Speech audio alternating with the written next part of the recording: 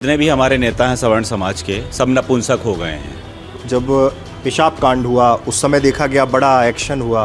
मुख्यमंत्री थे उस समय शिवराज सिंह चौहान, चरण धोए, घर बनवा दिया, घर गिरा दिया सामने वाले का। ठीक है, एक पहले मारा, गड़ासे से काटा, पहले वेट करता रहा, फिर पटक के गड़ासे से काटा और मरने के बाद वो छाती में बैठ करके और पूरे सिर के टुकड़े टुकड़े किया। मतलब सोच करके रोंगटे खड़े हो जाते हैं। ये चुनाव के समय तो ऐसा लगता है कि सारे आंदोलन समाप्त होकर, सारी चीज़ें भूल के तमाम उन्हीं लोगों के साथ खड़े हो जाते हैं। अब चुनौतियां और बड़ी खड़ी हो गई समाज के साथ। उस दुष्ट का तो नाम लेना भी ठीक नहीं है। वो तो जितने भी हमारे धर्माचार्य हैं, यज्ञाचार्य हैं, उनको पानी पी पी करके गाली बक रहा है। उसको भाषा का ज्ञान नहीं है, वो किसी को भी कुछ भी कह रहा है। मध्य प्रदेश सरकार को इतनी जल्दी क्यों पड़ी थी कि उन्होंने अभी 5-10 दिन पहले 2023 का जो प्रपत्र था उसको लागू कर दिया यूजीसी का। आपका और हमारा बच्चा सवर्ण में है तो ये मान लेना आप कि वो आरोपी है। यूजीसी के नियमों को लेकर देश भर में चर्चा है। तमाम जगह अलग अलग देश के हिस्सों में आंदोलन चल रहे हैं। राजधानी भोपाल से लेकर रीवा तक एक पक्ष जो यूजीसी के नए नियमों का विरोध कर रहा है, दूसरा पक्ष जो उनके समर्थन में है। हालांकि कोर्ट से अंतरिम रोक लगी हुई है, लेकिन इस पर अभी कोई कंक्लूजन नहीं है। दूसरा एक घटनाक्रम सीधी में हुआ जहां एक पुजारी की हत्या की गई कुसमी में, और उसके बाद लगा कि उस पर विधानसभा से लेकर स्थानीय स्तर पर बड़े सवाल होंगे, लेकिन कुछ नहीं हुआ। न विधानसभा में कोई चर्चा हुई, ना उसको लेकर कहीं और चर्चा हुई। इन दो विषयों को लेकर आज हमारे साथ बातचीत के लिए अखिल भारतीय ब्राह्मण समाज के प्रदेश अध्यक्ष पंडित पुष्पेंद्र मिश्रा जी हैं। उनसे समझेंगे सीधी में जो घटना हुई उसको लेकर। ये था कि विधानसभा में मसला जाएगा, विधायक हैं, सांसद हैं, तमाम सवर्ण समुदाय से आने वाले लोग हैं, लेकिन एक चुप्पी देखी गई। क्या लगता है, क्या वजह है? मुझे तो ऐसा लग रहा है जितने भी हमारे नेता हैं सवर्ण समाज के, सब नपुंसक हो गए हैं। ध्यान रखिएगा, इनको सवर्ण समाज के अपने घर में, अपने परिवार में अगर कोई घटना घटित होती है तो इनके मुंह में दही जम जाता है। और जब ये चुनाव में आते हैं तो ये दुहाइयाँ देने लगते हैं कि हम अपने घर के हैं, अपने परिवार के हैं और हमको वोट दो, हमको जिताओ, और जब हम जीत जाएंगे, जब हम मंत्री बन जाएंगे, जब विधायक बन जाएंगे तो हम आप लोगों की रक्षा करेंगे, आप लोगों की बात उठाएंगे। अब आप उसका दूसरा पक्ष देख लीजिए। जब कोई घटना घटित होती है तो ये चुप हो जाते हैं। इनको ये लगने लगता है कि हमारे राजनीति में संकट आ जाएगा, हमको लोग जातिवाद के दृष्टि से देखने लगेंगे।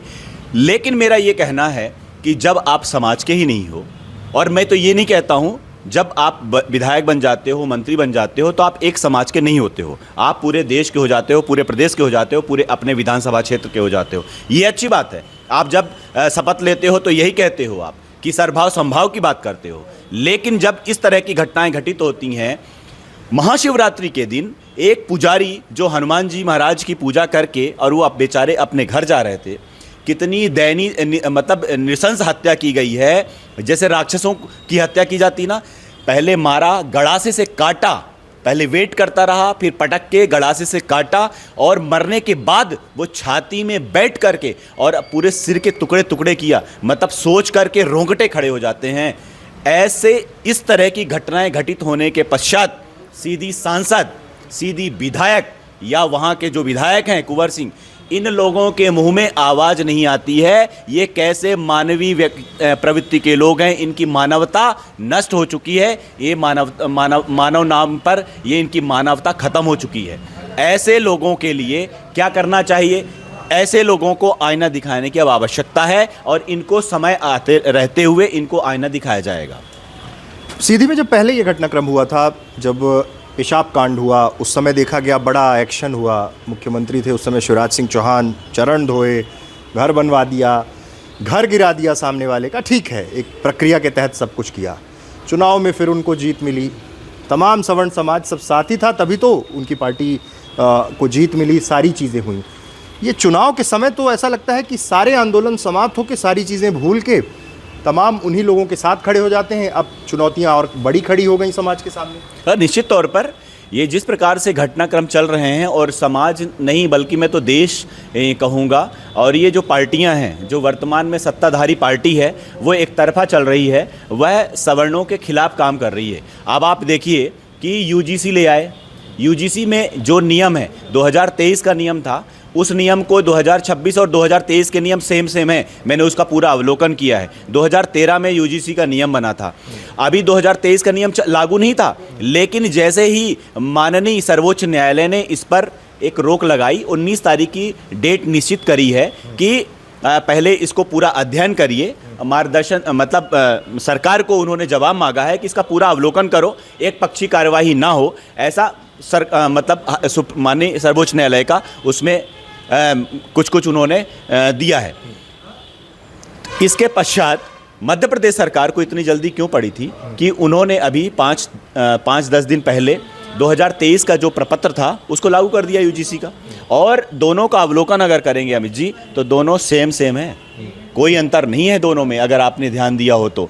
यानी आपका और हमारा बच्चा सवर्ण में है तो ये मान लेना आप कि वो आरोपी है, एक तरफा कर दिया है, काला पानी की सज़ा दे दी गई है।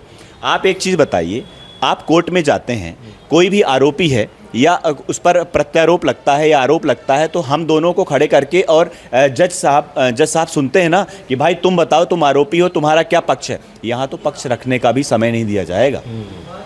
देखिए, विसंगतियाँ तो समझ में आ रही हैं। मेरा सवाल ये है कि मैंने देखा है कुछ साल पहले आपका समाज संगठन, ब्राह्मण जो विधायक हैं, सवर्ण जो विधायक हैं, सबके सम्मान की बात करता है। सब कुछ बीजेपी की सरकार है, केंद्र में नरेंद्र मोदी की सरकार है।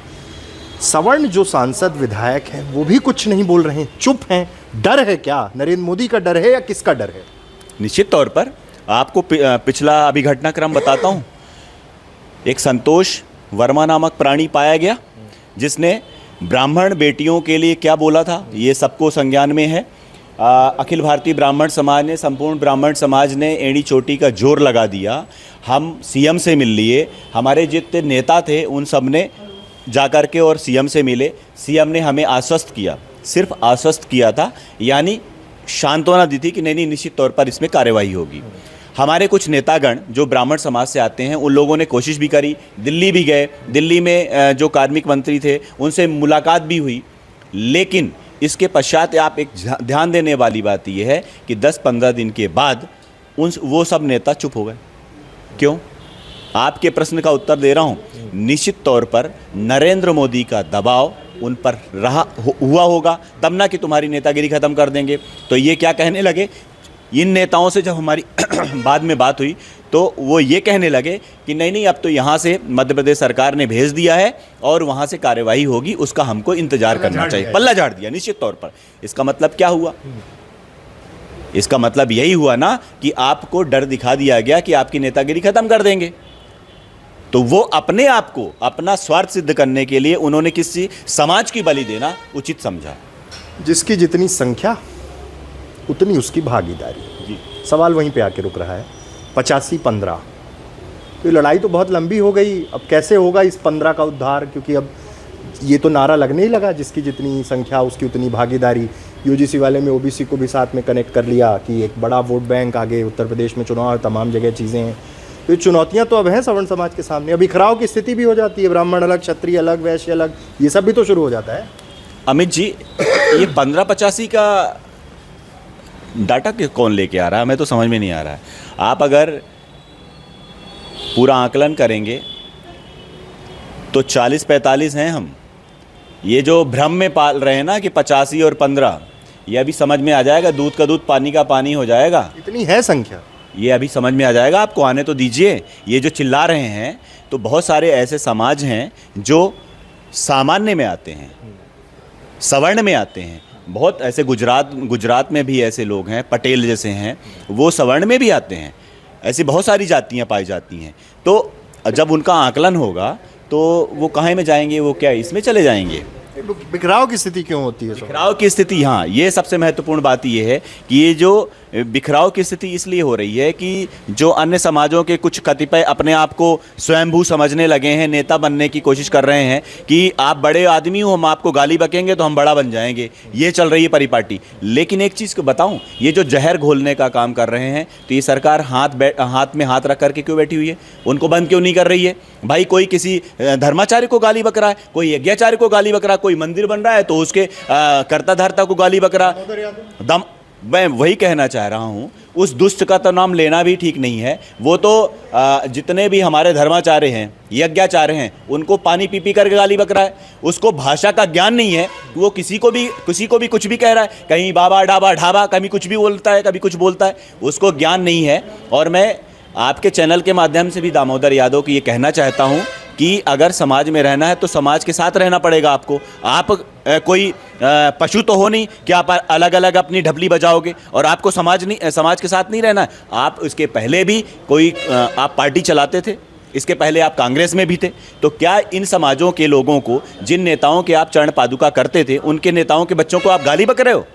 तो दोहरा चरित्र तो आपका दिख रहा है ना कि कौन से चरित्र के हो। आप कहते हो, मैंने एक क्लिपिंग सुनी कि हमारे पिताजी की पुण्यतिथि थी, ऐसा कुछ उन्होंने कहा, और मेरे पिताजी ने जो संस्कार दिए हैं मुझे, मैं गलती करता हूं तो मुझे लगता है कि मुझे सीखना चाहिए आप लोगों से। तो मैं उनको ये कहना चाहता हूं कि पिताजी ने तो अच्छा ही सिखाया होगा कि बेटा हमारा बड़ा होकर के नाम करेगा, तो ये तुम किस प्रकार का नाम करना चाह रहे हो? मैं ये कहना चाहता हूँ, समाज में जो विष घोलने का काम कर रहे हो। और देखिए, समझ में क्या आता है, जब कोई नेता या कोई बड़ा आदमी कुछ बोलने लगता है, तो जो युवा पीढ़ी है वो ये समझ नहीं पाती है कि समाज को तोड़ने की बात कर रहे हैं या समाज को जोड़ने की बात कर रहे हैं। इसलिए सरकार को भी ध्यान देना चाहिए, चाहे वो सवर्ण समाज के लोग हों, चाहे वो अन्य समाज के लोग हों। समाज को विभक्त करने वाले लोगों को छोड़ने की आवश्यकता नहीं है, इनको दंडित करने की आवश्यकता। चुनाव में इसका कुछ रिवेंज मिलेगा कि जिन लोगों ने अभी साथ नहीं दिया, चाहे सवर्ण हो, ब्राह्मणों के नेता हो, क्षत्रियों के हो, उनके खिलाफ कुछ होगा कि बस फिर चुनाव के समय सब ठीक हो जाएगा? नहीं, 100% होगा, क्योंकि अब तो दिल पे ले लिया है यार, अब तो दिल पे हो गई है। और दिल पे मैं एक बात और बताना चाहता हूँ, हम सह लेंगे अपने आप को, आप सह लेंगे अपने आप को, लेकिन जब बच्चों पे आएगी ना साहब, तो कोई नहीं सहेगा, चाहे कुछ भी हो जाए। अब बच्चों पे आ गई है, आप किसके लिए कमाते हैं आप बताइए? यही सोचते हैं ना, आने वाली पीढ़ी के लिए कमाते हैं, धन संचय करते हैं। किसके लिए कमाते हैं आप? अपने बच्चों के लिए। पठन पाठन की व्यवस्था करते हैं। आप कहते हैं ना, हम सब कहते हैं ना कि अच्छे कॉलेज में हम पढ़ाएंगे अपने बच्चे को, अच्छी स्कूल में पढ़ाएंगे अपने बच्चे को, लेकिन आप क्या कर रहे हैं? हमारे बच्चों के भविष्य के साथ खिलवाड़ कर रहे हो आप। तो ये तो कतिपय माफ़ नहीं किया जाएगा। यूजीसी रोल बैक और फिर यूजीसी का इम्प्लीमेंटेशन, दो तरह के पक्ष हैं, लेकिन अब अखिल भारतीय ब्राह्मण समाज और सवर्ण संगठनों का ये कहना है कि इस मुद्दे पर अब बैकफुट पर जाने का सवाल ही पैदा नहीं होता, और अगले चुनाव में, अब जब बात दिल पे ले ली गई है, तो अगले चुनाव में बताएंगे ज़रूर। क्या बताएंगे, कैसे होगा और इस आंदोलन की अगली रूपरेखा क्या होगी, ये सब कुछ देखना बहुत महत्वपूर्ण होगा। बहुत बहुत धन्यवाद।